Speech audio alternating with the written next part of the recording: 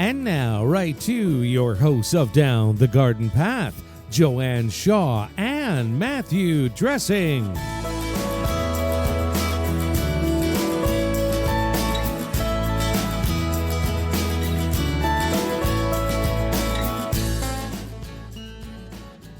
Hello and welcome to the 9th season of Down the Garden Path, where each week we discuss down-to-earth tips and advice while doing our best to help you seasonally manage your garden and landscape. I'm Joanne Shaw, owner of Down to Earth Landscape Design, and with me is my co-host and co-author, Matthew Dressing.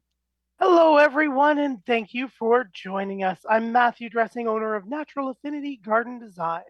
As landscape designers and gardeners, we believe it's important and possible to have great gardens which are sustainable and low maintenance. And we want to help you make it happen. That's right, and happy first day of spring, everyone. And to kick off spring, we're talking all about easy care perennials, and we're joined by returning guest, Dawn Golloher from GardensPlus. What easy care perennials do you grow or do you want to grow? We'd love to hear from you about which ones grow best for you wherever you are in North America. You can write us at downthegardenpathpodcast@hotmail.com.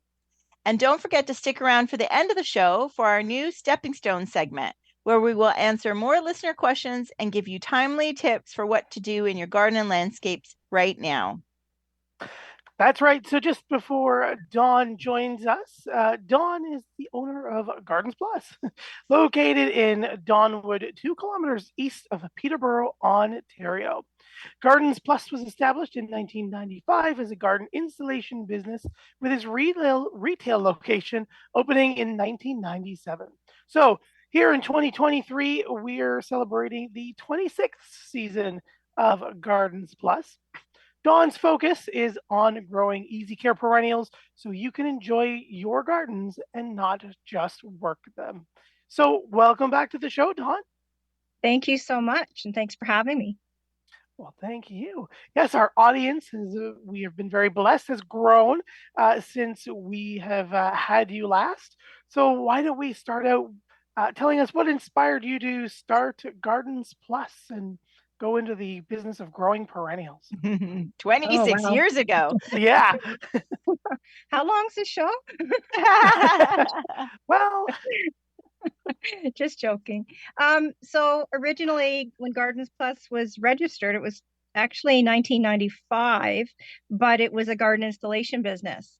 And then the garden installation business was trying to source good perennials in our area and other things. Shrubs and different things like that. And we decided to, at our previous property, grow them for the customer base. And then this property came up for sale and we moved out here to grow on more. And my spouse's customers were basically asking where you got the products. And we were saying we were growing them. Well, can we, then the name thing would start. Anyways, long story short, in 1997 in the spring, we decided to retail, but just on weekends. It was very small. And I think in 1999, we started actually, at that point, we did a little catalog and started shipping across Canada, which we don't do anymore. Basically, COVID, how do I say this? COVID made me realize that the business and a lot of other things were coming before a lot of other life choices. Yeah. Right. Like it was too much and something had to give. So the easiest thing to give, unfortunately, was the most successful part of the business because the mail order was 65% of the business. But it took every waking hour that the business wasn't open retail to do all the work that was happening behind the scenes, getting the orders prepared to ship, right? So in 2021, we just did Central Ontario. We kind of went slowly, but it was the hardest business decision we've had to make and did not want to disappoint our customers, right? But the local has embraced us, which is amazing. So it's really nice to see your customers' faces. I mean, it's really nice to get the nice emails, but it's really nice to get to see the customers' faces and we know what gardening does for people. Yeah, But, for sure, for yeah. sure. So have that, and then I'm sure then that makes you have to put more resources into growing that local business, right? Yep, yep, yep. And it's been interesting because let's just talk about COVID for a minute. Yeah. In 2021, so remember I used to mail order, so I had a well-oiled working machine, which is my website, that worked like some of the, sorry, Yeah. Amazon shopping Yeah. cart, all that stuff. Yeah. You know, people could pay, put in when they wanted stuff shipped, blah, blah, blah, or picked up. And then a lot of the nurseries that had to pivot in 2020 didn't have Yes. that. And Right. we didn't know, like, we didn't even know up to like 2 weeks before we were supposed to be opening retail that we could open retail because the government Yeah. hadn't, like, you know, it was all new, right? Yeah. So we had worked it out with anybody that had put an order in for pickup that we would do curbside pickup. And then all of a sudden the government said that we could open. And then it was like, whoa. So I had to learn how to take the shopping cart basically away from the website because it was going nuts, too much for us to all manage. And you know, social distancing, all that stuff. So with that, a lot of people in our area found us that didn't know about us. Even though we've been in business for, like, you know, 20 whatever years it was at that Yeah. point. Yeah. It was really interesting, you know, thanks to Google and whatever else. Mhm. But anyways, yeah, it's been interesting. And so I still operate the website. I open it up for sort of a pre-pickup order. This year we opened it up in February. Last year it was for 3 weeks. I just have an amount of orders in line that I can hold in my holding greenhouse, like, Okay. right? It's separate from the where I sell from because I have to pull the stuff that's previously purchased. It was literally 48 hours and I got those orders, so I had to shut it down again, but it's all still there. Oh, wow. All the Wonderful. products still available, right? Because I didn't Yeah. let anything sell out, Yeah. right? Yep. Yeah. Anyways, yeah, so it's really neat. So it's Yeah, cool. that's great. Well, I Yeah. think it shows you the value of a really good website. So you had that where some of the bigger nurseries didn't, and they were trying to figure it out, you know, and I know the chaos was of the lines, and, you know, were just ridiculous. And Yeah. so I think that's definitely, so hopefully you still managed to thrive the business through the pandemic. Yeah, For that it was good. reason. Yeah, Yeah. man, I So kept it. I mean, I'm keeping it. I'm pivoting it to make it more manageable, you know, because we're all going through the same things with staffing and all that kind of stuff. So all that stuff as well. And I grow here on sites, which is really good. I grow some of the stuff we actually have in stock in the field, which is great. But obviously the stuff we're going to be talking about today, none of that is growing in the field. It's coming from the growers because it's all brand new this year. brand new. So are you Yeah. excited about some new things? Oh, I'm very excited. Yes. Always, right? Yeah, excellent. Because And the you're growers still never stop. focusing on, yeah, I know, you're still focusing on the easy care perennials, right? Yep. And then we've added a lot of natives because that's where Oh, there's a excellent. lot of, yeah. So we're still picky. We don't want the natives that reseed all over the place or spread like crazy or whatever, or need lots of water, all those kinds of things, because to us that's not easy care. But yeah.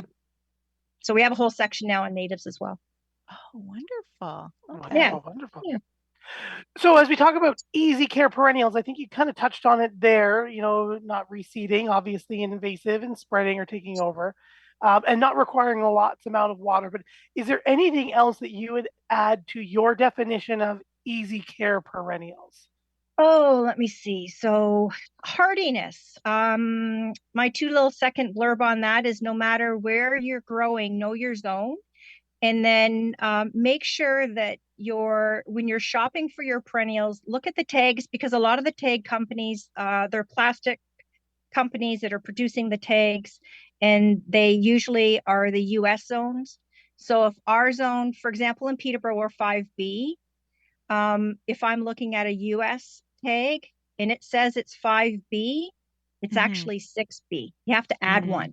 Yeah. So you have to be really, so when I want to only sort of sell from here stuff that's hardy for my customers in my area, which is, I mean, Yep. I have lots of customers in Durham in your area as well.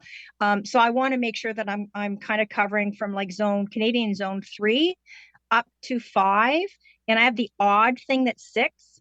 But I'll make sure that when people are, checking out, so to speak, with their plants, that they know where to put that kind of thing. But there's not very much that I carry that's 6. I can't even actually think of anything off the top of my head. But yeah, so I mean, we're talking to people here. People are listening, and they're all over the chart with the zoning. So just make sure that your tag wise, the hardiness thing. Mhm. Things that don't spread, things that just sort of, they clump and they just get bigger and bigger every year. Perfect. Yeah, I think that's pretty things that don't need staking. I don't like to have to stake things. I don't want things to fall over. If they are tall, I want them to stay up on their own. Okay, that's good. Yeah, I'm not a fan of that. The good old delphiniums. Yeah. But they're so pretty. No, they are. Oh, for They sure. are. They are. So yeah, that's what makes it a hard decision. For sure. So we do have a few a couple of listener questions. Oops, sorry. Oh, there we go. Ken has written in just, I think, more of a comment. Hi, Garden Path. So Dawn doesn't ship at all anymore. Thank you. So Ken just writing in. Sad to hear that you're not shipping anymore. I get at emails all. every day. Yeah. I can imagine. Every day. It's so, yeah. Yes, but Ken, now you need to go. Say. Yeah, Ken, you need to go visit her, right? Yeah. Sherry's also written in. Hi, Matt and Joanne. Happy spring. Does GardensPlus have a newsletter available that they can follow you on? I do newsletters, but honestly, I don't do as many newsletters as I post on Facebook and Instagram, just because it's a lot quicker and faster and doesn't take my time away from the business, other stuff and personal that needs to happen. So yes, please sign up for the newsletter. And actually knowing that, you're not going to get them weekly. It's more, I probably send out 6 a year. Okay, nice. Yeah. So like almost like seasonally, and some quick seasonal tips and what's going on. Cool. And when the pre-ordering opens and when it shuts down, and Merry Christmas, Happy New Year's, and when I do put the website up and everything, all the pricing's there so people can see it. Yeah, that kind of stuff. In my hours, yeah. There you go, Sherry. So, and they would find your newsletter on your website, right? Yep, GardensPlus.ca. Yep. So there you go. Excellent. And Bob has written us just to say that he cannot wait to get out there to plant, and he loves our advice every week. So thank you, Bob. Awesome. Yeah. Kudos to you too. Yes. That's right. So which perennials would you like to start talking about? Did you want to start with natives, or we'll end with natives? What do you think? I actually don't have any natives coming in that are new. Okay. I can tell you a couple of my favorites. Prairie Smoke obviously is always a really good seller. I love it. I love the natives that can handle like full sun to part shade. I like when they can handle 2 or 3 different lighting areas, and that are obviously drought tolerant. It doesn't reseed for me. It actually takes a long time to get a plant that's a flowering size. But Prairie Smoke, what else? I know ostrich fern, so here we go. It spreads, right? But it's tall. I love the foliage of ostrich fern. I love obviously the fiddleheads in the spring. Some people grow it just for that. It's a great backdrop. The back of hostas, and you can control them. It's not like some things that spread invasively.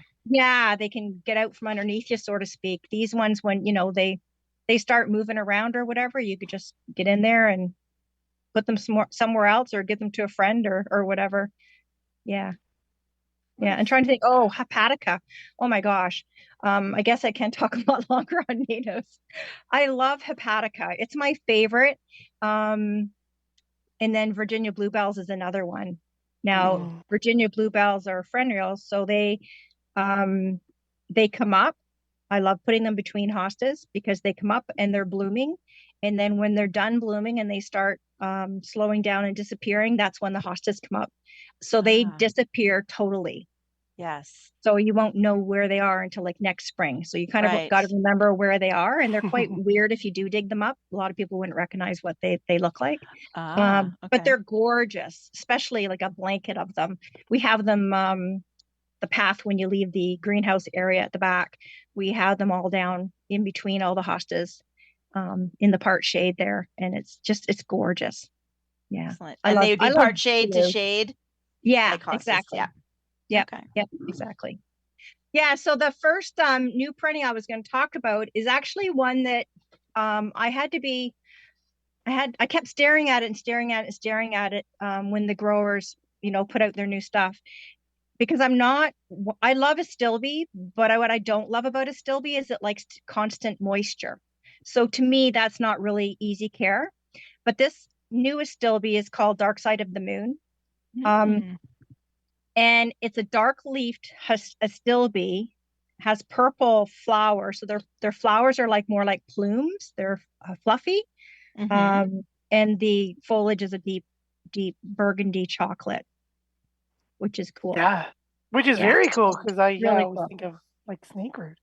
Nice. Yeah, exactly. Yeah, Symphysifuga. And it's funny, it's not called Symphysifuga anymore. I know. They keep changing the name. I think there's been 3 or 4 changes, and I'm like, give it up. I know it as Symphysifuga.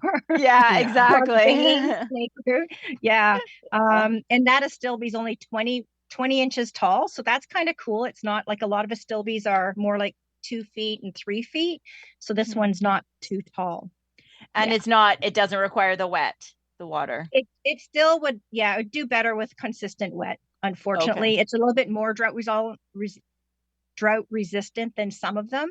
A lot, I think it's not the old fashioned ones, but the ones that have been around for a lot longer definitely need more moisture. They're starting to be more needing less moisture, but they do better. Same with the bug banes, the Symphysifugas, they like lots of moisture as well. Okay. But again, keeping moisture, right? Mulch our beds after, add some compost. There's different tick trips and tips. I'm sure you guys have. Yeah, for sure. It comes out, right? The other one I was going to talk about, and this is another one that does well with a little more moisture, but I grow it dry. Honestly, our display beds and our stock beds get moisture when it rains. Okay. When it rains here, we collect our water, and our water goes into tanks, and we have a lot of them around the property. And then we pump it from one area to the next, and then we water our pots when they need it. So that's what we use the collected rainwater for. Once in a while, if we actually have excess water, which doesn't happen usually, but you never know, who knows? That's when we'll water, we'll say beds in general. And always when we plant new things back in the ground, we always water then. But Ligularia is one. So Ligularia, it's called tractor seat. The leaves, if you can imagine what a tractor seat looks like. So a 16 wide tractor seat, that's the size of this leaf. It's gigantic. Now, Ligularia, the flowers come in 2 types of forms. There's the type of form that, like the rocket and stuff, where it's cylindrical. And then the other ones that look more like a daisy. This one has more like the daisy type flower. But it's 3 feet high. It'll get 3 feet wide. Brand new this year. Definitely, anything that like astilbe or Ligularia, and even hostas, because I'll talk about them, of course. When we're transplanting them from the nursery pots that you buy them into your own garden, add compost, because that's going to retain the water and the moisture, right? Yeah. And help that way. Yeah. So tractor seats, it's pretty cool. Interesting. Tractor seat. Yeah. But it certainly provides the visual, doesn't it? Yeah, it does. It's a great name. And the names basically come from whoever's developed the plants. Yeah. They're the parents, so to speak. So they get to name their babies. Name the babies. Yeah. That's what happens. And then hostas, sticking with still sort of the part shade, to full shade. If you have full shade, they're pretty good. There's a lot of new hostas. I try to bring in the ones that I'll say are more reasonable. So the ones that are under $25. There's some new hostas I can bring in, but they're way more than that. And I just don't want to carry those ones. I don't want to have that kind of a price point. That's sort of my top end for my hostas is usually the $25 one. So this new one's called Voices in the Wind. I love the name. That's a cool name. It's a very cool name. And it's very ruffled, and it's very very ruffled, wavy. It's a wedge-shaped leaf. There's so many different shapes and sizes. It's 17 inches tall, so that's not too tall. That's sort of we'll call a medium. And it's a blue-green with an extra ruffled edge with creamy yellow. So creamy yellow is the edges, which in the hosta world we call them margins. So it's quite attractive. Yeah. So Voices in the Wind. Beautiful. Yeah. And then there's another one that's similar. It's just more of a heart shape and more corrugated. So not a smooth leaf. It actually looks dimply, and it's called Trendsetter. Yeah. Trendsetter. Yeah. So it's cool. It's a lot shorter. It's only 1 foot high. Okay. Yeah. Nice. Exciting. So there's new hostas for all of our hosta lovers out there. There is. There's another one. I don't know. Do you guys ever remember that song, Seasons in the Sun? Mm-hmm. Oh, yes. Yes. So there's one called Season in the Sun. I like any of the ones that are just pure gold. So this one's very large. It's 28 inches high. But it has a rippled edge. It reminds me, actually, there's one called Delta Dawn. It's very similar to that, but it's got a really nice gold color. And I love, gold looks amazing in the shade or in the part shade because it really lightens up the area. And often that's what we need, is to look at the foliage colors. Mm-hmm. Right. Yeah, the texture and the foliage colors are so key for shade, Yes, for sure. Yeah. Yeah, So, and then go ahead. No, I was gonna say. So, what else is on the list? This is getting very exciting. Yeah. So thinking about sort of again part shade to full shade. There's heucheras and heucheras. So that's corbels. There's a new one, and it's called Smoke and Mirrors. It's really cool. If you recall for the listeners out there, corbels are really grown more for their foliage. They do have really cool flowers. They're more delicate, and they're usually on stands that are 12 inches above, and they're little bells, which the hummingbirds love. So I love anything that will attract hummingbirds, or of course bees and butterflies. But this one, the foliage is kind of a pewter gray color, but the flowers are blush rose. So it's a nice contrasting. That's a nice flower. Yeah. And they're 8 inches high, so they're not that tall. The big thing I always like to pass on to my customers is try to get corbels in, I don't know, I'd say before the middle of July, so that they have a long time for their roots to develop, because when they're newer, they don't have big root systems, and they need longer to establish themselves, so they don't heave, which they're prone for in the spring. Yeah. So in another couple weeks, we need to kind of go out to our gardens when it's not so mucky, probably 3 weeks, 4 weeks from now. But one of the first things I always try to do is look for the corbels or anything related in that family, so heucherellas, tiarellas, that they haven't come up out of the soil.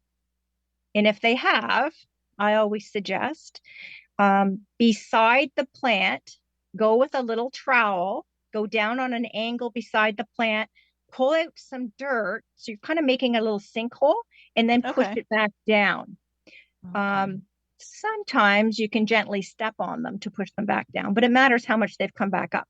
But what you want is their crown, so the bottom of the plant, to be at soil level. So you'll notice if they've popped, but that happens, and it happens a lot if the plant hasn't had time to get itself rooted, basically, right? Okay. Yeah. So that's better to do than pouring like new soil on top. Like, would you ever recommend like adding soil on top? So if you add soil on top, what happens when we get a hard rain is it's just going to wash the soil away. The roots aren't going to go where they need to be. Like the plant's not going to, be rooted. So Heucherella, so we have Corbels, which is Heuchera, and then we have Tiarella, which is foam flower. And then when they crossbreed these, they come up with Heucherella.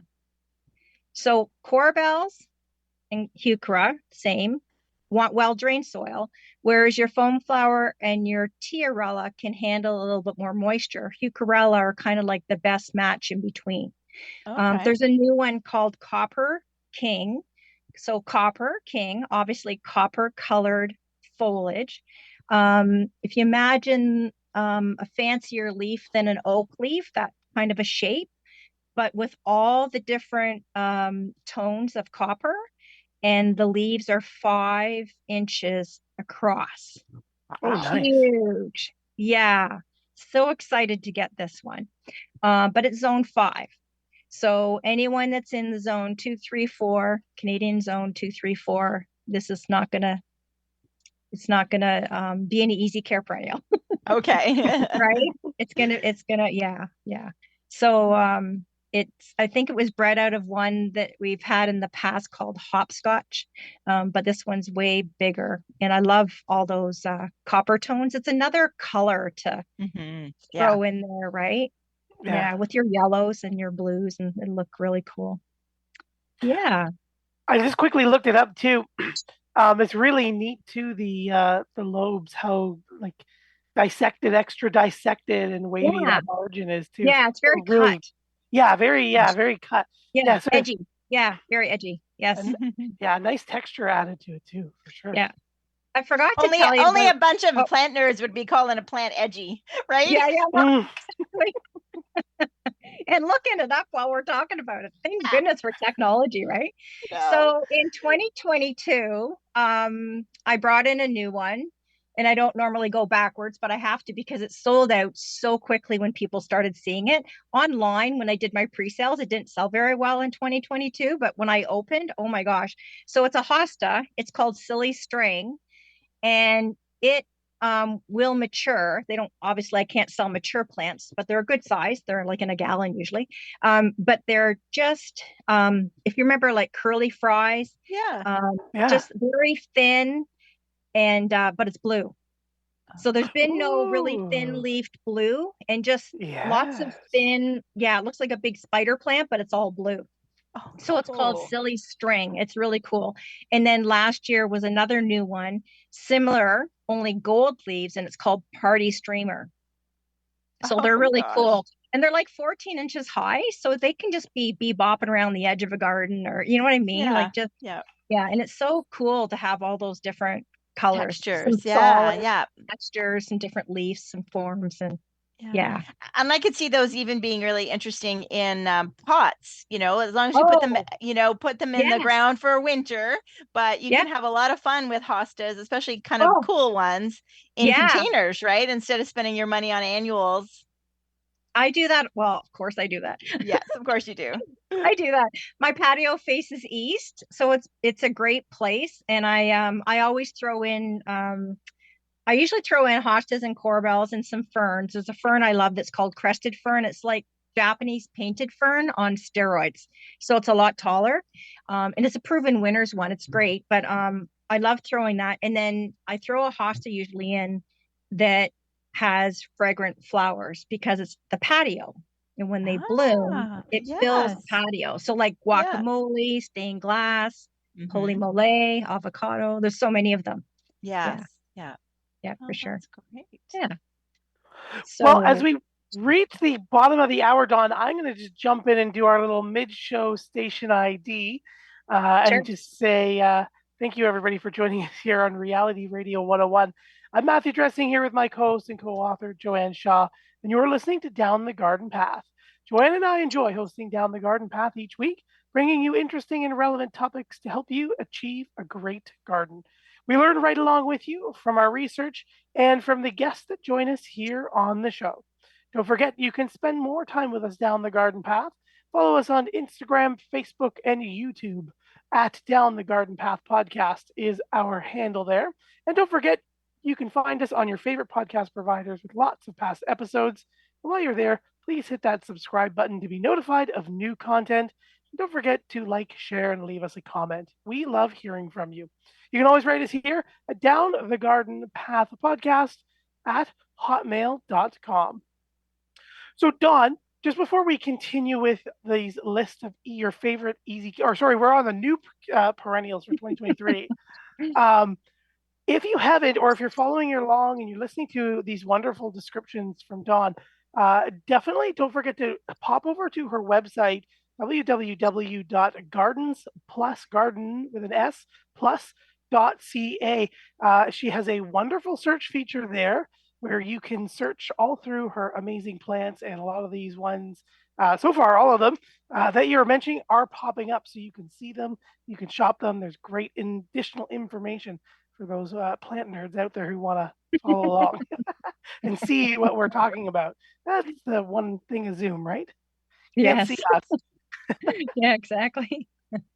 Plant nerds, yes, the three of us are. Yes, exactly. I'm just seeing the Copper King. Yeah, I'm just seeing the Copper King on the picture too, and it is beautiful. Cool? Yeah, it is beautiful. And Apple Twist, is that new? It's not new, actually. It's been around maybe 4 years, but it's got similar coloration. It's cool. Yeah. Okay. Yeah. There's so many. Oh my gosh. I know. And although when you do a design, so it's very funny. So when you do a design, there's so many varieties. When you do a design and you specify a variety, you will get a call back to say, well, we don't have that one, but we've got this one that looks similar, right? Yeah, exactly. There's just so many. Yeah, if you're repeating the same variety and, somebody needs 10 or 15 or 5 or whatever, right? Yeah. You've only got 3 left of this one. That's happened to me where, designers will say, hey, how many of those do you have left? Because my website won't show you exactly how many. It just says it's in stock, right? Mm-hmm. So, yeah, for sure. So when sorry, go ahead. No, I was just saying, what's next on the list?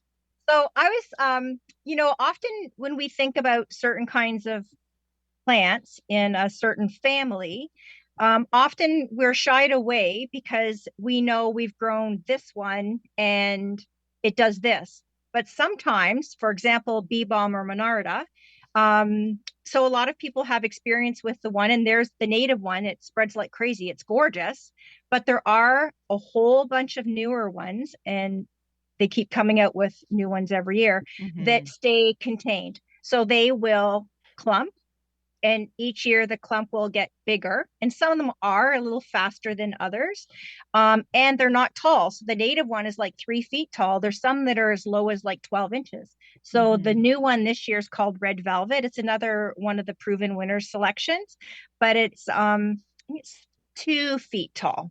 There's some that are 12 feet tall, but I personally love throwing a little bit of red here and there because, again, the hummingbirds. But it doesn't matter what color your bee balms are, the hummingbirds are going to come to it anyways, whether they're native or not. But anyways, yeah, so Red Velvet. There's a whole bunch of, pardon me, like it just goes on and on. So the colors are from there are white ones, but I've never had any success bringing the white ones in. Not that they're not successful. I just haven't been successful with them. But there's light pinks, like pink frosting. It was out quite a few years ago. I still bring it in every year because it's gorgeous. Right into the reds, and then the purples, and then the magentas. And again, 12 inches right up to about 2.5 feet tall for these newer ones that clump. So make sure if you want hummingbirds that you throw at least a couple of different varieties of those in. The other thing that's really nice about bee balm that a lot of people don't realize is they can take full sun, 2-part shade. That is a good point. So you can throw those. Again, the whole sun thing, east facing is usually sun up until 1 or 2 in the afternoon. So that's a perfect place for almost anything because you're getting enough sun for stuff like coneflowers and daylilies, and you're getting enough shade, the afternoon part, for like your hostas and your bee balms and all that other stuff. Okay. Now, do you find the smaller, newer varieties are a little, because then one thing about the native one is not only is it tall, but it can get mildewy. So do you Oh, find thank that, you. yeah, do Yes, you find I that should some of have the, mentioned that. Yes. yeah, Yes, the newer ones are more mildew resistant. And one thing to help that whole situation with the mildew, because you'll come across that with phlox as well, is to let some air, let the plants breathe. Don't have them your plants so close. okay. And I'm guilty of that here. Mm-hmm. I'm running out of space, so I jam stuff in, right? But I jam stuff in, and now the weed seeds won't germinate because it's too it's too Yeah. shady for the weed seeds. So there's kind of, but anyways, yes. So the newer ones are more mildew resistant, for sure. And yeah, the native one does get mildew, and a lot of the Yeah. older varieties, they get mildew as well. They do, yeah. If somebody said to me, "What's your top low maintenance perennial?" If I'm just like, sometimes people will be just beginning, right? We've had a lot of that in the last 3 or 4 years. Mm-hmm. Sedum, number one, full sun, baking sun, and sedum. Holy Hannah. I don't know how many of the varieties were there. Like, there was, you know what I mean? Like, say there was 50 varieties 10 years ago. Now there's like 400. Like, it's just crazy. There are so many. Last year, I think I brought in 5 new varieties. Okay. And Now, are proven these winners. the bigger ones, or is this Mostly, yeah, sort of 12 inches, 15 inches, maybe up to 30 inches or so. There's not a lot of new ground cover type okay. or lower clumping ones, but there's still some older ones that are shorter. Like Fireworks is amazing. Angelina's a ground cover; it's amazing. Ciboldi Eye, that's the blue one with the pink edge. I love that one. Yeah.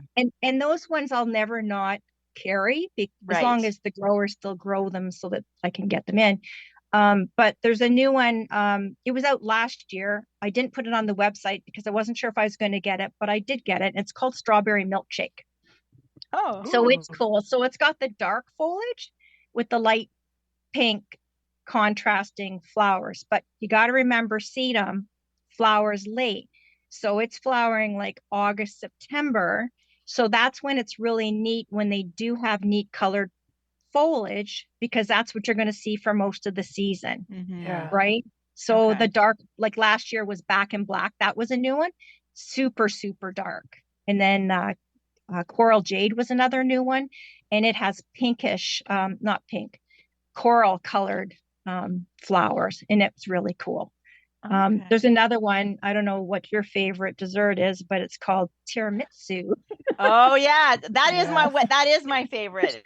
Is it? Mine too. Anytime that's on, that's my favorite non-chocolate. Maybe there's a little bit of dusting of chocolate, but I'm always on that club that's like, if it doesn't have chocolate in it, then it's really not a dessert. Like those fruit things that they have. I'm like at a restaurant. I'm like, yeah, no. That's like my husband.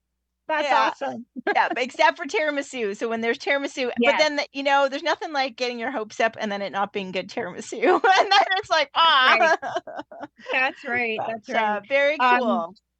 Yeah, so I love chocolate too, but anything to do with coffee, oh my gosh, I can't drink coffee now past noon because I'll just be up all night. But anyways, I love coffee flavor. So tiramisu is similar, but it's only 18 inches tall. So that's nice. It's not the 2 feet, 3 feet or whatever. And it has the dusty flowers that are almost have a tinge of brown to them, a cream. Okay. Yeah, so really nice and contrasting. And it's nice to see the blooms later. Like our cone flowers, they bloom right into, October or whatever, but there's not a lot of stuff that's really super late. What else can I tell you about? I think something that's very underrated is Siberian iris. Yeah. Like, I love grasses. I don't carry a lot of grasses anymore. We just have to, I don't know, tighten the list up a little bit, I guess we'll say. But Siberian iris, to me, it's like they're easy care. They clump.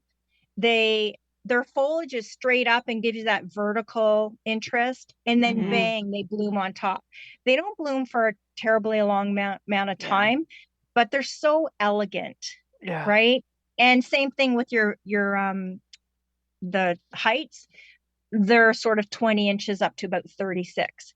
But I love the color of blue. So Iris Blue Sky Mirror is a new one that we brought in. It was actually brought in last year, but it's gorgeous. And it's light blue falls. So that's the 3 petals that fall down. They're called falls. Okay. And Yeah. then the upright ones, they're all blue, but they have in the middle of the falls, it's dark blue and it kind of veins and bleeds out, which is just, gorgeous. That would gorgeous, be beautiful. Yeah. Yeah. And then going back to, I was just going to finish on daylilies. I'm actually going to look at the website here. So daylilies get a really bad rap. A lot of people that start out and, somebody will give them a piece, and sometimes it's unfortunately, Orange one, the yes. old-fashioned ditch. Yeah. I call it ditch lily. It's not called ditch lily. It's called flava. But that's what they know as a daylily. So then it's taken over half their yard, and that's what they think they all do. They don't. All the hybrids that most growers sell clump. Yes. So you'll get a pot, there'll be 3 or 4 shoots or fans in the daylily world. There's a new one called Double Pardon Me. So double means it has a lot more petals. It's gorgeous. It looks like a peony, but it's a burgundy red. The other one is my favorite. Oh my gosh, it's called Storm Shelter. Oh, that's interesting. Yeah, what's that? So it was proven winners. They come out with a lot of really good ones, and you'll have to look it up on the website. This trying to explain.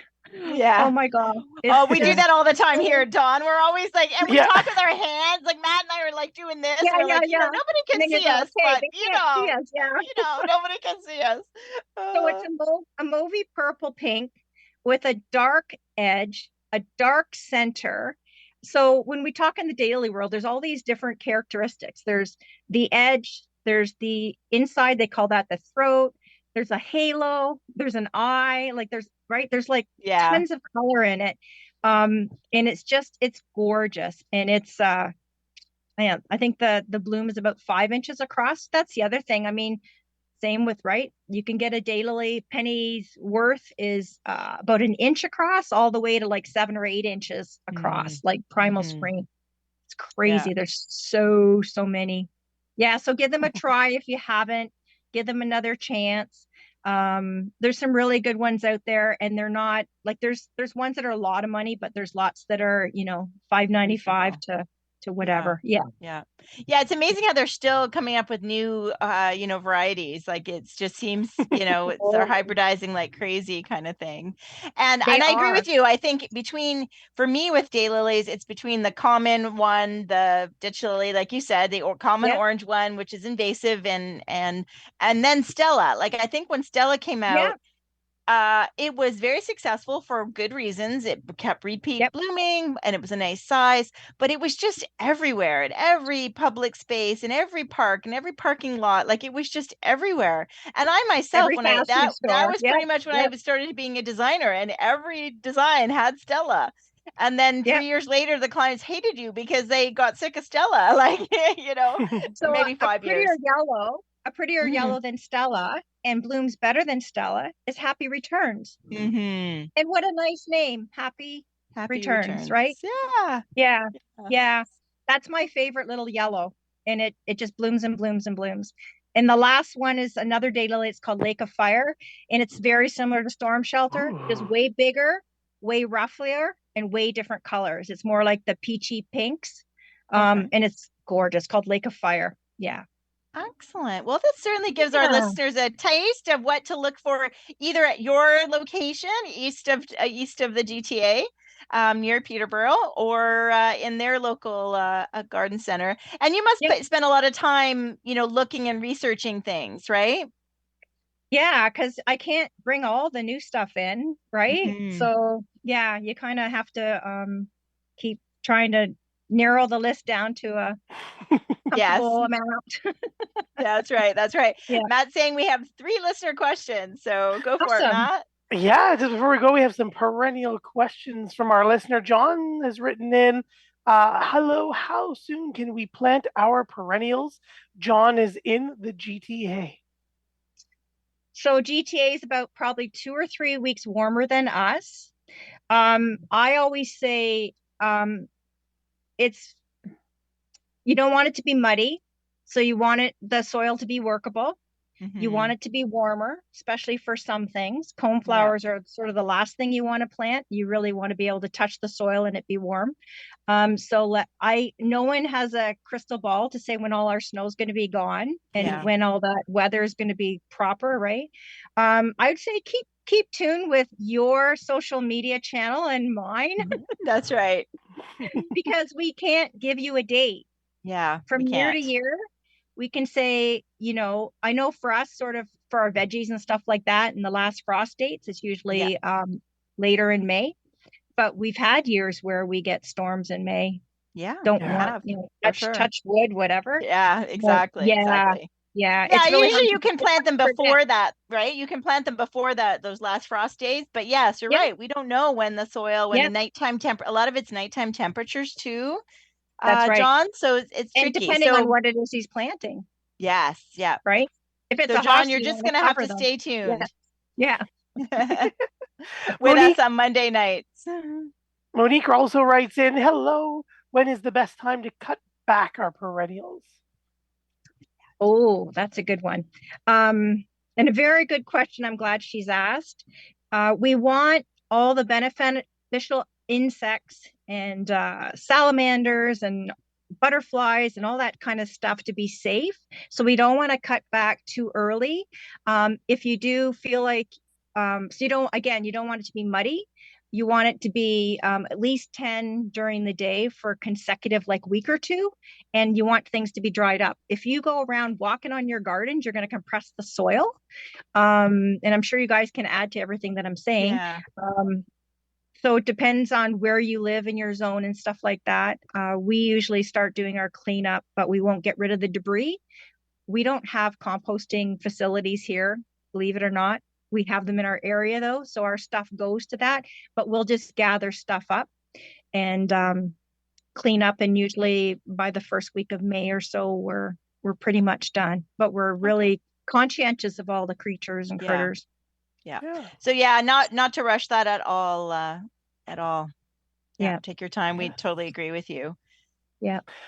Lastly, Kelly's written in and says, hello, when does GardensPlus open for the season?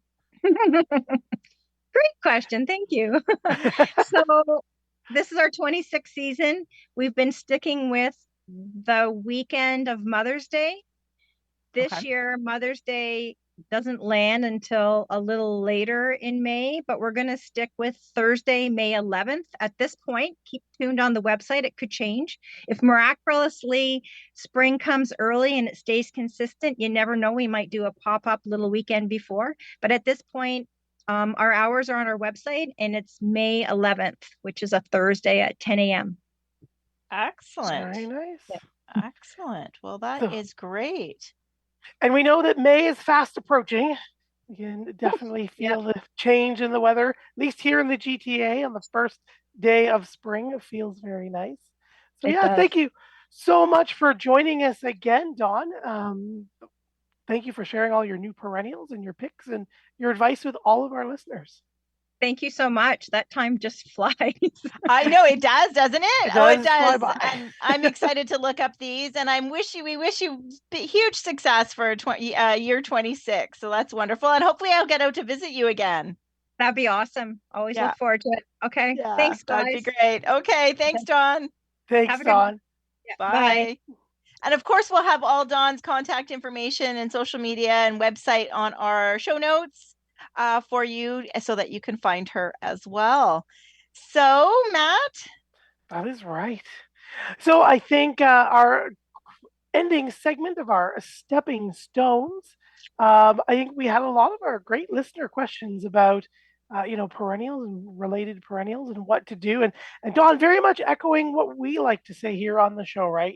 Just there's a use for them. They are out there to provide homes and shelters and sources for our beneficial insects. So don't be too eager as much as we are eager already. Yes. Sure. Yeah. So if next weekend is nice and warm all of a sudden and please resist. It's not time to be walking out. It's not time to be cutting things back.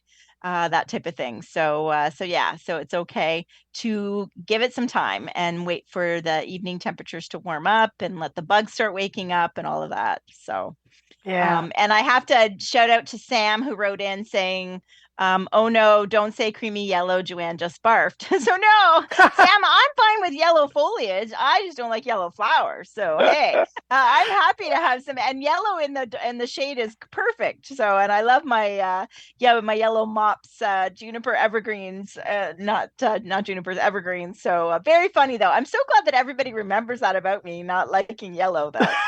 So that is hilarious. That is hilarious. I know. No, so thank you. So yeah, so when we talk about, we want to give you tips like from our book, Down the Garden Path, a step-by-step guide to your Ontario garden. And that is something we would say is, in March, it's not time to be out there walking in the garden. It's not time to be cutting things back. One thing you could do, and I was thinking about that today, depending on where the sun is, like we still have good piles of snow kind of scattered about, mostly in the shade. And I noticed some dry spots where like I think that's getting a lot of sun right now with no leaves on the trees. So you can even move some of your snow, to like areas where they get a lot of sun, and you can almost be like naturally watering your plants that way. Because I notice I'm a little worried about, it's the first year that I planted. Oh my gosh, it's gone right out of my head. Oh my gosh. Oh, Karamaki. Your Daphne. Daphne, my two Daphnes, and their leaves look a little crispy, Matt. So I'm thinking I might, and I think I did some reading about you don't want the roots to dry out. So I'm wondering if I just make some snow and kind of get them watered. So if that's something, if you've got a particular area and you want to spread the snow from your north side area and just push it over to some sun. That's a great tip. Yeah, exactly. That snow is a source of water for those spring plants and an insulation for those root zones when they're asleep, right? That snow is mostly air, believe it or not, and a great insulation for all of our sleepy perennials yet. Yeah, for sure. So that's our sipping stone. So just kind of what Dawn echoed, right? Is move some snow. Don't jump out there too early. I know, again, like our perennials, that lawn care is on its way, I'm sure. Mm-hmm. No questions tonight. Where's everybody? Yeah. Yeah, they're all asleep. What? No. Yes. And I know we've mentioned it very briefly at the end of the last few shows, but we are now on YouTube. So we wanted to talk a little bit about that. No, you don't get to see us in our state of whatever we are on Monday nights at 7:00, but you do get to listen to us. So if that's something that you want, if you miss us live and you don't do podcasts, and then you can go to our channel, right, Matt?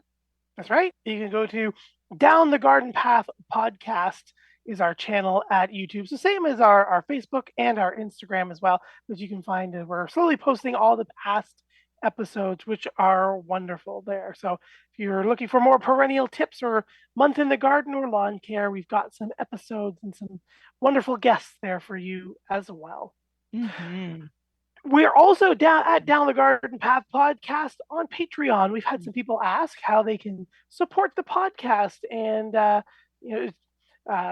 basically support Joanne and I in our efforts here to bring you a commercial-free and all this wonderful gardening information. So we decided to start a Patreon, so you can buy us a coffee for $2 and support us monthly just to contribute to the show. We also have a tier where you can join us at the end of every month after our Month in the Garden episode, and we'll talk a little bit about everything. You can share your pictures, your design dilemmas, ask us questions, and just kind of meet and greet and chat after the show about everything gardening. So that's a $10 tier a month, which is great because I think you've said it in the past episodes. You have two educated landscape designers, design professionals here in the industry. We don't even bill ourselves out at $10. And $10 for half an hour. Yeah, to spend. So we literally send you a Zoom link, and that's next week. So our April in the Garden is next Monday.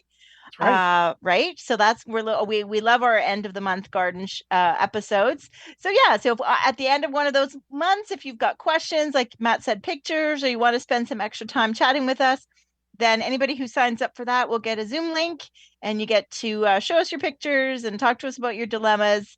And see us in person on Zoom. That's right. See us in person on Zoom. So we hope we think it's a worthwhile thing to have us, but that's just us. But maybe that's just us. That's right. Exactly. That's right.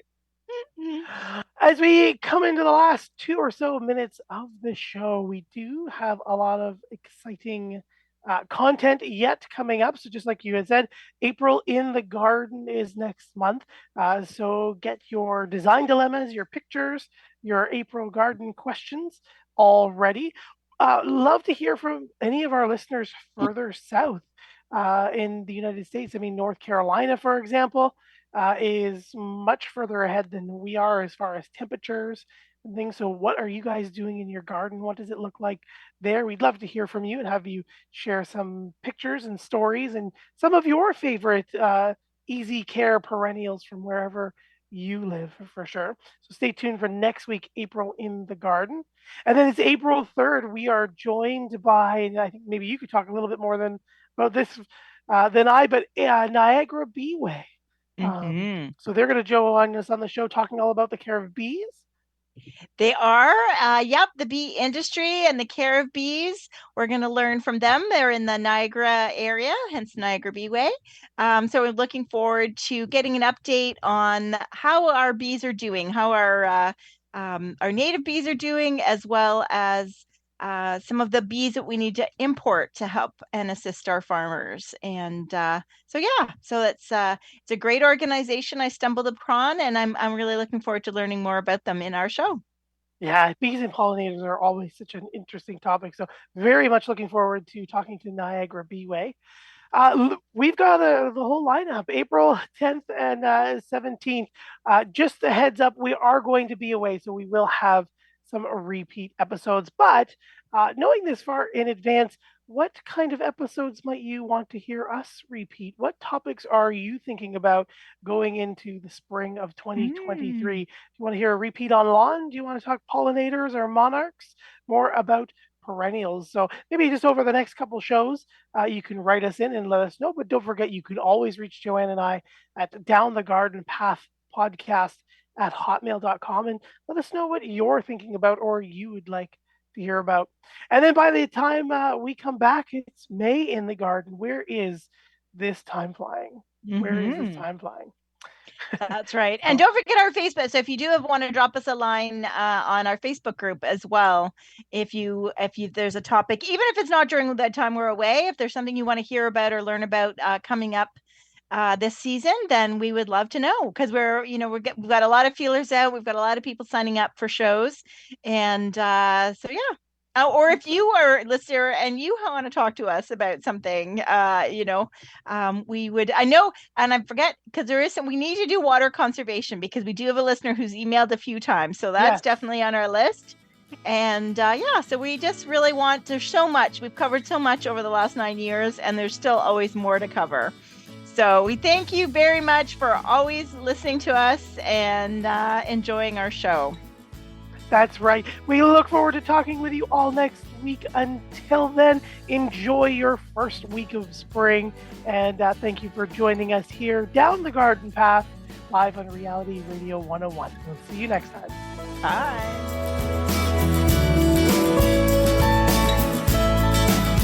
Thank you for listening to Down the Garden Path with your hosts, Joanne Shaw and Matthew Dressing, right here on Reality Radio 101.